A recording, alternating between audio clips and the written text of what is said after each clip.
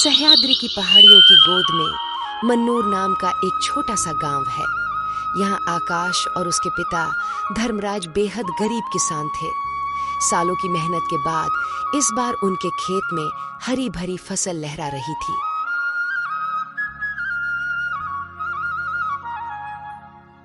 पिताजी, देखो, हमारी मेहनत आज सच में बोल रही है। फसल इतनी अच्छी हुई है कि मन भर आया।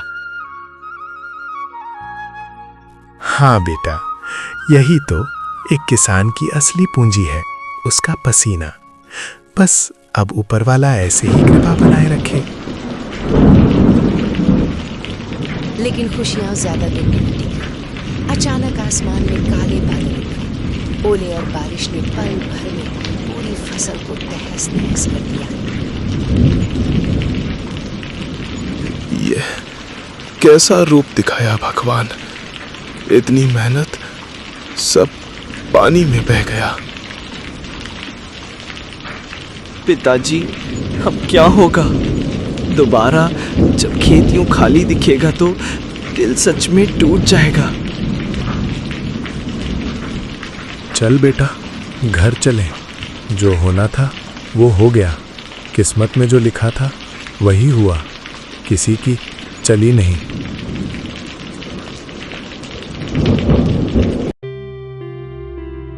उस रात घर में उदासी पसरी हुई थी। आकाश के मन में एक सवाल बार बार उठ रहा था। पिताजी, आप कहते हैं किस्मत नहीं बदल सकते, लेकिन क्यों? अगर मैं अपनी किस्मत खुद लिख सकता तो यकीन मानिए मैं कभी किसी के साथ बुरा होने ही नहीं। बेटा, जो ऊपर वाला लिखता है ना, वही सही होता है। ये बातें हमारी समझ से बाहर हैं। जिद से नहीं पिताजी, अगर सच में मेरे हाथ में होता तो मैं सबके लिए सिर्फ अच्छा ही लिखता।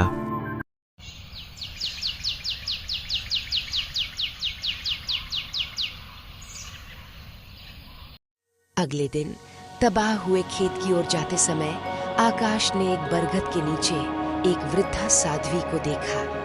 वह धूप से बेहाल थी। बेटा, क्या कहीं से पानी का प्रबंध कर सकते हो? प्यास से मेरा गला सूख रहा है। आप यहीं विश्राम करो, मैं अभी लाया। आकाश ने कुछ ही पलों में एक बड़े पत्ते में पानी लाकर साध्वी को पिलाया। उनकी प्यास बुझी तो आंखों में चमक आ गई। बेटा, तुमने एक संत के प्राण बचाए हैं। तुम्हारी हर मनोकामना पूर्ण हो। सदा खुश रहो। माता, आप इतनी तपस्या करती हो, फिर भी आपको कष्ट होता है। जो सबका भला चाहता है उसे भी दुख क्यों मिलता है? बेटा, कष्ट ही तो इंसान को सबक सिखाता है। ये सुख दुख का खेल है। पर सोचो, अगर सभी सुखी हों तो कोई किसी के दुख को समझ ही ना पाए। ये संसार और कर्म का चक्र इतना आसान नहीं है इसे समझना। तो फिर जो दुख में है, क्या उसकी किस्मत ही दुख है? जिसने ये सब लिखा है वही जाने कब क्या देना है। मैं अब चलती हूँ। तुम्हारा कल्याण हो। साध्वी चली गई, लेकिन उनकी बातें आकाश के मन में घर कर गईं।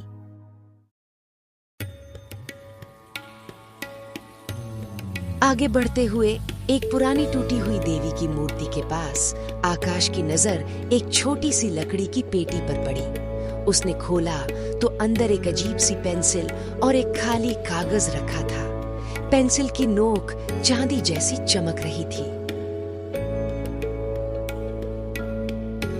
ये क्या अनोखी चीज है। लगता है किसी ने इसे भूलकर यहाँ रख दिया होगा। उसने पेंसिल और कागज उठा लिए। तभी उसका मित्र राजन दौड़ता हुआ आया। आकाश, आकाश, मैं तुझे ढूंढ रहा था। मेरी माँ बहुत बीमार है, दवा के लिए पैसे नहीं है, घर में खाने को भी कुछ नहीं बचा। यार कुछ उधार दे दे। राजन, मेरे पास भी पैसे तो नहीं है, पर चल, जो थोड़ा चावल आटा है ना, उसमें से आधा तुझे दे दूंगा।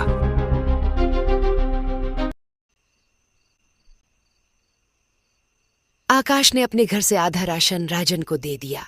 उस रात उसके पिता ने पूछा तो उसने बताया। बेटा, तूने अच्छा किया, पर आज सिर्फ चावल ही है, सब्जी नहीं है। कोई बात नहीं पिताजी, ये चावल ही तो हमारा राजा का भोजन है, इसमें हर तरह का स्वाद बसा है। रात को आकाश अपने कमरे में बैठा उस अजीब पेंसिल और कागज को देख रहा था। मन में एक विचार आया। क्यों ना मैं इस कागज पर अपनी किस्मत लिखूं। काश ऐसा भी एक दिन आए जब हर घर में भरपूर भोजन हो, राजन की माँ ठीक हो जाए और किसी को भी भूखा ना सोना पड़े।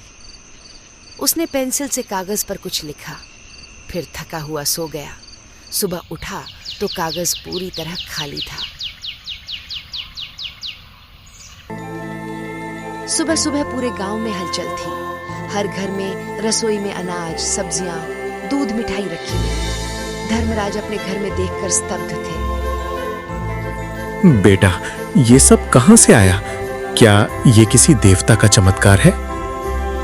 ये पेंसिल कोई साधारण पेंसिल नहीं है। जो मैंने लिखा वो सच में हो गया। आकाश को अब यकीन हो गया था, ये वही पेंसिल थी जो किस्मत बदल सकती थी। आकाश ने पहले तो सिर्फ दूसरों की मदद के लिए पेंसिल का इस्तेमाल किया। उसने राजन की माँ के लिए दवा लिखी, गांव के कुएं की मरम्मत लिखी, एक गरीब की खोई हुई गाय लिखी। सब कुछ पलक झपकते ही हो जाता। आकाश भैया, आप तो देवता हो गए हो, हम सबकी मदद करते हो। अब मेरे बेटे को भी एक नौकरी दिला दो, कृपा होगी। मुझे भी एक नया मकान चाहिए। धीरे धीरे गांव के लोगों की मांगे बढ़ती गईं। आकाश का पिता धर्मराज भी बदलने लगे।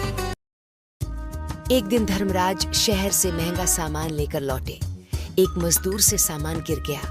धर्मराज ने गुस्से में छड़ी उठा ली। बोझा नहीं उठा सकते तो यहाँ आए ही क्यों हो?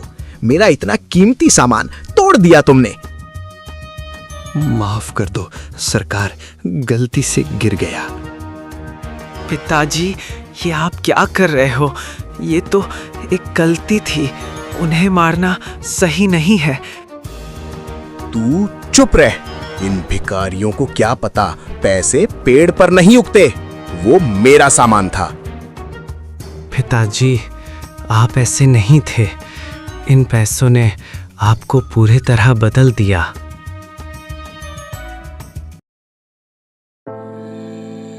आकाश का दिल टूट गया, लेकिन दुख की बातें यही नहीं रुकी। तभी राजन की पत्नी रोती हुई आकाश के पास आई। आकाश भैया, राजन ने मुझे घर से निकाल दिया। वो दूसरी शादी कर रहा है। जो पैसे तुमने उसे दिए थे वो सब भी ले लिए। अब मुझे कहीं नहीं जाना है। मैं समझ गया। अब जल्दी ही सब कुछ ठीक हो जाएगा। आकाश ने देखा कि पेंसिल ने जितनी भी सहूलियत दी थी, उसने लोगों को लालची और अहंकारी बना दिया था। प्यार और मेहनत की जगह स्वार्थ ने ले ली थी। उस रात आकाश ने अपने कमरे में बैठकर कागज और पेंसिल निकाली। उसने साध्वी की बातें याद की। कष्ट सिखाता है सबक। उसने लिखना शुरू किया। सब कुछ पहले जैसा हो जाए। जो भी मैंने इस पेंसिल से लिखा है सब मिट जाए और हम अपने हाथों से, अपनी मेहनत से एक नई शुरुआत करें।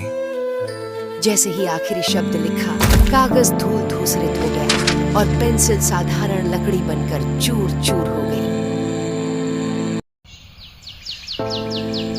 सुबह होते ही सब कुछ बदल गया। महल वापस झोपड़ी बन गए। महंगे कपड़े फटे पुराने हो गए।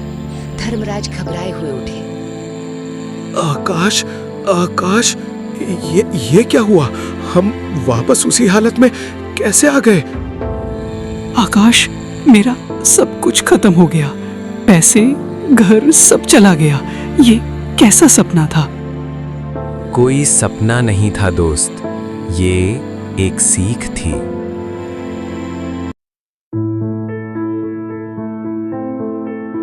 जो चीज बिना मेहनत के मिलती है वो इंसान को अंधा कर देती है। हम सब लालची हो गए थे, अहंकारी हो गए थे। राजन, तूने तो अपनी पत्नी को ही घर से निकाल दिया था और पिताजी, आप मजदूरों पर हाथ उठाने लगे थे।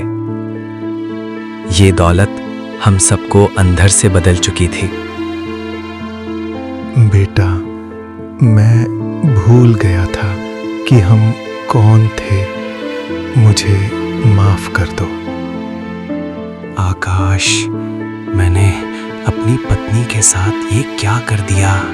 मैं सच में अंधा हो गया था। ये पेंसिल हमें ये सिखाने आई थी कि असली किस्मत मेहनत से लिखी जाती है। अब हम सब मिलकर अपने हाथों से एक नई शुरुआत करेंगे, प्यार से, ईमानदारी से। तैयार हो? सभी एक स्वर में हाँ, हाँ, हाय हाय हाय। उस दिन के बाद मन्नूर गांव में फिर से हल चला, फिर से बीज बोए गए। मेहनत की हंसी लौटी, अपनापन लौटा। आकाश ने वह पेंसिल तो भूला दी, लेकिन उसकी सीख को हमेशा संजो कर रखा।